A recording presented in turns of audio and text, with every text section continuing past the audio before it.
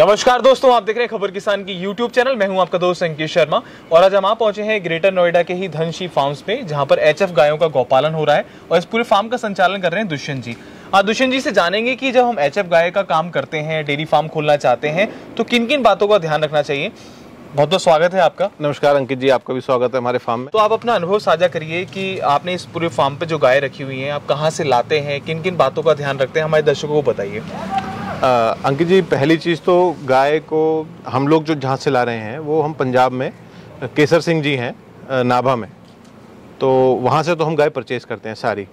और जो ध्यान रखा जाता है गाय के अंदर, सबसे पहली बात कि गाय का एक तो स्ट्रक्चर जी और उसका लैक्टेशन टाइम कि पीरियड कौन सा चल रहा है। तो सबसे प्रेफरेबली आदमी को जो लेना चाहिए लैक्टेशन में, जो पहले नंबर के ब्यात में हो, दूसरे में हो, थर्ड चल जाता है, बट फर्स्ट और सेकंड का सबसे ज़्यादा बेनिफिट रहता है। वही लंबी चलती है, वही लंबी चलती है और उसकी इम्यूनिटी भी अच्छी रहती है गाय की, क्योंकि जितने थर्ड फोर्थ तो दूध तो आपको टॉप का मिलेगा उसके अंदर, थर्ड फोर्थ फिफ्थ में, बट उसकी इम्यूनिटी उतनी ही डाउन हो जाएगी। तो हमें फार्म को वाइबल करने के लिए सारी चीज़ देखनी पड़ती है कि गाय का जो गाय हमें 3 साल देगी या हमें 1 साल ही दे करके बीमार हो जाएगी, या उसमें हमें मेडिसिन कॉस्ट ज़्यादा देनी पड़ेगी। तो जैसे ये गाय है, ये फर्स्ट टाइमर है हमारी, तो इसका आप देख रहे हैं कि जो पीठ का स्ट्रक्चर है वो बिल्कुल स्ट्रेट होना चाहिए। पीछे का जो ये जो लेग्स हैं अपने, इसका रंप एंगल है, ये लगभग स्ट्रेट होना चाहिए। अडर में चौड़ाई प्रॉपर होनी चाहिए पीछे वाले टांगों में। और जो प्लेसमेंट आप देख रहे हैं इसके टीट्स की, थनों की, वो प्रॉपर शेप में होनी चाहिए, प्रॉपर स्पेस के साथ होने चाहिए। और जो इसका फेस है, इसका स्ट्रक्चर है, तो वो सारा चीज़, अब पैर मजबूत होने चाहिए गाय को लेने के लिए, और उसकी स्किन देखनी चाहिए, उसका टेक्सचर कैसा है। रिंकल्स आगे वाली जो स्किन होती है यहाँ पे नीचे, जिसको ब्रिस्केट बोलते हैं, ब्रिस्केट से और नेक तक जो आती है, वो लगभग स्ट्रेट होनी चाहिए, नेक स्ट्रेट होनी चाहिए। तो इन सब चीज़ों का हमें ध्यान देना चाहिए गाय के अंदर। हाँ, ये देखने के लिए, जैसे लेते हुए कि भाई गाय कब की ब्याई हुई है। पंजाब में मैल प्रैक्टिसेस भी बहुत हैं, तो उसमें सारी चीज़ें आपको नोटिस करनी चाहिए। आपको एक्सपीरियंस होना चाहिए गाय का, अपनी देख समझ से दूध नाप के।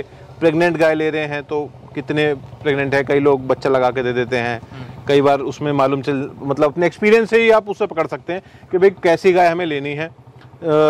अपनी पूंछ उठा के रखती है तो वो देखना चाहिए कि भाई पूंछ कैसा उठा रही है, और कितना उसमें चलने फिरने में कितनी स्ट्रेंथ है गाय के अंदर। फिर और अगर आप मिल्किंग में ले रहे हैं आफ्टर प्रेगनेंसी, तो वो दूध आप नाप के ले लीजिए 3 से 4 टाइम कम से कम। जब आप गाय लाते हैं तो वहाँ पर क्या आर्टिफिशियल सीमेंट का उपयोग करते हैं, या उसके साथ में उसका पार्टनर भी वहाँ से आप लेकर आते हैं, कैसे? लगभग आर्टिफिशियली इंसेमिनेट होता है वहाँ पे भी और हमारे यहाँ भी। अगर कोई गाय रिपीट कर रही है तब हम उसको बुल से करते हैं, फार्म्स पे करते हैं, क्योंकि जो ब्रीडर्स हैं वो बेसिकली आर्टिफिशियली करते हैं। अच्छा जी, क्योंकि बुल के साथ कराने में प्रोज भी हैं और कॉन्स भी हैं। क्योंकि कॉन्स में कोई बुल को बीमारी है और वही गायों को कर रहा है, तो जिसको एक को होगी वो सबको ट्रांसफर हो जाएगी वो। और कॉस्ट की अगर बात करते हैं, क्योंकि अक्सर लोग बताते नहीं है, लेकिन अगर आप बताना चाहें तो बता सकते हैं कि लगभग कितने से शुरू होती है और अच्छी गाय आपकी नज़र में कितनी कॉस्ट तक की पहुंच जाती है? देखिए, आज के टाइम में लगभग 75 to 85,000 एक बछड़ी को तैयार करने में, मैं मिनिमम बता रहा हूँ आपको, इतना लग जाता है अगर वो अच्छी है, फर्स्ट सेकंड लैक्टेशन में है। और देखिए थर्ड में फिर गाय का स्ट्रेंथ देखनी पड़ती है। ये कहीं मतलब निर्धारित नहीं है, स्टैंडर्ड नहीं है कि भाई ये गाय 25 लीटर दे रही है तो इतने रुपए की हो गई। वो आपको उसमें आकलन करना पड़ता है कि भाई 25 लीटर दूध भी है, गाय कौन सी लैक्टेशन में है, क्या कंडीशन है उसकी, स्किन कैसी है, ब्रीड कितनी है, ब्रीड बढ़ती भी रहती है गाय की, क्रॉस में भी आ जाती है। तो ये सब चीज़ें डिसाइड करनी पड़ती हैं, पर ऑन एन एवरेज 75 से 85 तक की गाय 20 से 25 लीटर की मिल जाएगी, और 30 लीटर वाली वो 1 लाख क्रॉस मिलेगी आपको। और फिर अगर बात करते हैं इससे जो होने वाली कमाई की, इससे होने वाली प्रॉफिट की, अमूमन तो एक गाय लगभग अगर पूरे जीवन स्वस्थ रहती है और वो प्रॉपर लैक्टेशन वगैरह सब उसका सही चलता है, संयमित रूप से चलता है, तो लगभग एक गाय अगर वो 75 से 80 हज़ार रुपये जो हमने खरीदी, उसका सही से रखरखाव किया, तो आगे चल के वो हमें लगभग कितने, जो हमने अपने फार्म पे नोटिस किया है, वो लगभग एक गाय 1 मंथ में 5 से 7 हज़ार रुपये कमा के देती है जी। और अगर वही आप उससे कैलकुलेट कर लीजिए कि अगर 2 साल रह गई हमारे यहाँ, 3 साल रहेगी, मतलब 3 लैक्टेशन रहेगी वो, तो वो हर महीने हमें 5 से 7 हज़ार रुपये देती रहेगी। और उसके बाद आपका टोटली डिपेंड करता है कि भाई आप उसका मैनेजमेंट कैसा करते हैं, उसको फीड कैसा डालते हैं, बिकॉज वही गाय आपको 30 लीटर भी दे सकती है, वही गाय आपको 12 लीटर भी दे सकती है। तो वो सारा आपके ऊपर फीडिंग सिस्टम पे है, मैनेजमेंट में है, उसके रख रखाव पे है, खुला रख रखा है, कितनी बार उसको गर्मियों में नहलाते हैं आप, कितना प्रॉपर उसको वैक्सीन दे रखा है आपने, उसके न्यूट्रिशन, मिनरल मिक्सचर, सारी चीज मतलब हाँ डाइट प्लान उसका पूरा मेंटेन करना। और लगभग आयु कितनी होती है इन गायों की अगर बात करें तो, अगर सही से रहती हैं तो अच्छी स्वस्थ गाय लगभग कितने साल जी जाती है? देखिए ऐसा तो हम लोगों ने कभी नोटिस नहीं किया, बट जो मुझे अनुमान लगता है कि भाई 10-11 साल तो मैंने देखा है कि भाई गाय आराम से रह जाती है, और कुछ हैं वो जल्दी भी चली जाती हैं। वो सारी चीज़ वेदर कंडीशंस इनके ऊपर वही वो मैनेज करता है। और लाने में क्या क्या दिक्कत है? जैसे आपने बताया लुधियाना और पंजाब से सबसे ज्यादा गाय आ रही हैं, इसके अलावा और कहाँ पे इसका मार्केट कहाँ पर, जैसे देसी गाय वगैरह का पैंट लगती है, इसके अलावा ऐसी कोई पैंट इसकी भी लगती है जी, बट इसकी पंजाब में कई जगह मंडियाँ लगती हैं। बट मेरा मानना यह है कि भाई आपको देख करके किसी के घर से, किसी ब्रीडर के घर से या किसी फार्म से वहीं से गाय लेनी चाहिए, बिकॉज गाय मंडी में नहीं पता कहाँ से आ रही है, किसकी है, कैसी है। और मंडियों में अच्छी रेयर मिलना गाय बहुत रेयर है। मंडियों में डेटा मेंटेन नहीं है, फार्म्स वगैरह पे डेटा मेंटेन रहता है, तो उससे आपको ये प्रेफरेबली, और पंजाब से ये ट्रांसपोर्ट होती हैं, गाड़ियाँ होती हैं, जैसे अपनी पिकअप्स हैं, ट्रक्स हैं, और एंटायर इंडिया में जा रही हैं। पंजाब से भी, बैंगलोर से भी जाती हैं, साउथ को केटर करता है, पंजाब को नॉर्थ को पंजाब केटर करता है मेजर।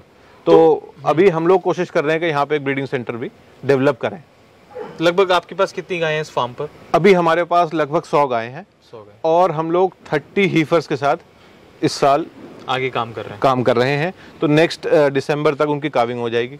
तो हम लोग भी एक ब्रीडिंग से अपना यहाँ से ब्रीडिंग करके गायों का सेल परचेज शुरू करेंगे। तो संक्षिप्त में एक बार बताइए दर्शकों को कि बेसिक्स क्या क्या बातों का उनको ध्यान रखना है, अगर कोई युवा या कोई किसान भाई एचएफ गायों पर काम करना चाहते हैं तो किन किन बातों का ध्यान रखें जब वो खरीद कर लाएं? पहले तो आप ट्रेनिंग लें, और ट्रेनिंग के साथ जितनी भी गाय हैं इंडिया में, और इंडियन ब्रीड्स हैं, अपनी ये क्रॉस ब्रेड्स हैं, इनको स्टडी करें कि भाई इनके क्या क्या इनके कैरेक्टरिस्टिक्स हैं।